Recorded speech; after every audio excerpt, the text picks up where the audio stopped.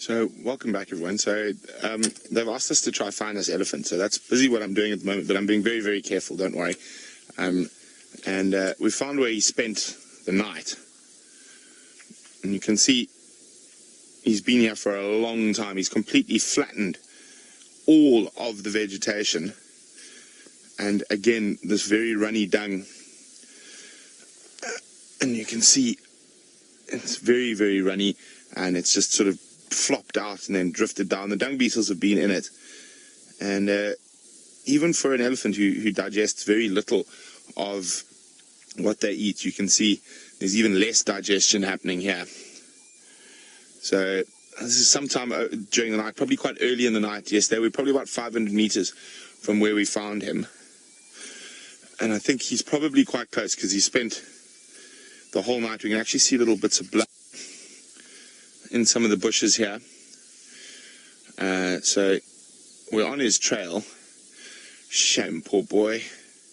So what I'm trying to do now is work out exactly where he went. You can see he's just stopped around here. You can actually see here he's used this really strong piece of zebra wood, and he's leant against it to try to take some weight off himself. I'm just trying to have a quick look. It looks like he went this way, though, through here.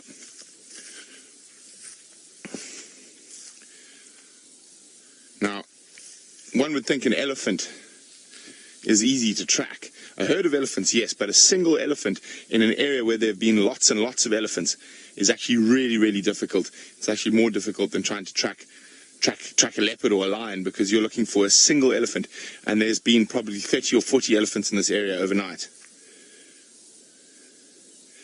Now, you can see the way he's walked is quite different from a normal elephant. So normally, I'm going to come to the side so I don't wander too far. So a normal elephant, sort of, you see the steps through the grass, but like here, you can see he's walking like this. He's dragging his feet and he's flattening all the grass as he goes. Shame, poor guy. So I'm going to keep looking for him. The sooner we find him, I think the better for everyone. The vultures confuse me. I mean, there were a good 10 or 15 of them, but they were down there, and we've checked on foot there very, very carefully, because what often happens with an Indian elephant like this, it will find one of those little ravines, those little river systems, and will find a steep bank, and he'll just lie against the bank like that. Okay, so we're going to just slowly check through here very carefully. Now, as you can see, there's quite a lot of water and moisture in his dung here. It's drifted out of his dung. And Laura Moore's asking, will he move to water? He's lucky at the moment. There's a lot of water around. There's about 5 or 6 little puddles and pans, all very close to where we are now. So this is definitely him.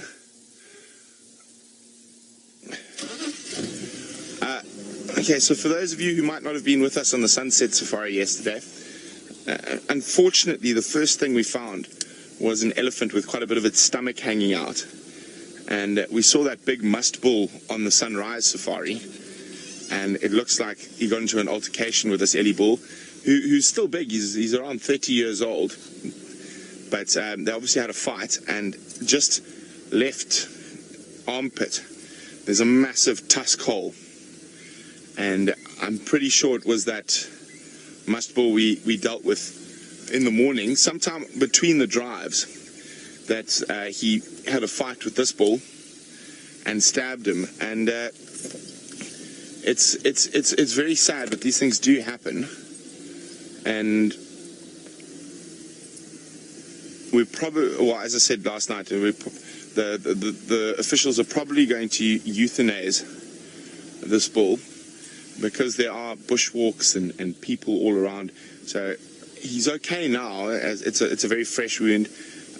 So he's okay at the moment, but the problem is 5 or 6 days time, once infection sets in, that animal will become very dangerous, and also he'll just be in a huge amount of pain. So the Sabi Sands, I called them in yesterday, and they called the Mpumalanga Parks, and I got a message from this morning, has anyone seen that elephant? So that's what I'm doing. I'm trying to find that elephant again, and I'm spending quite a bit of time driving off-road. Now, of course, just with an injured animal, it can be very, very dangerous. So I'm trying not to walk too much, and we're just trying to find him again so we can.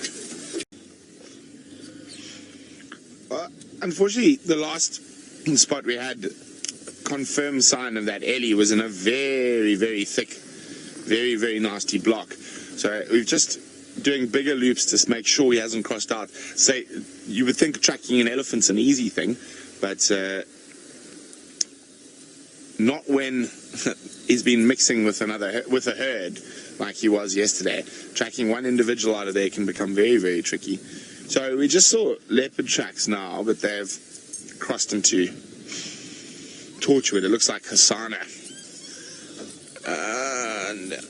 And then Aubrey had his tracks going south earlier, so I think we're a bit behind on these ones. We also had tracks of a single lioness, probably the one that was seen on the dam cam, heading towards Buffelshoek Dam. We've checked Buffelshoek Dam and nothing there, so we're just going to do one quick shoot back down to Buffelshoek, and then we're going to head back to around Central, to where we last had that Ellie. I've got a suspicion that we're probably going to have to come out after drive on foot and walk into that block to try and find that Ellie, but we'll be very careful, don't worry. But I have to admit, I agree with Taylor's dad. I don't understand the ripped jeans costing more. One, buy a cheap pair and then cut them yourself. And meanwhile, it sounds like Taylor's having lots of fun with the Ellies.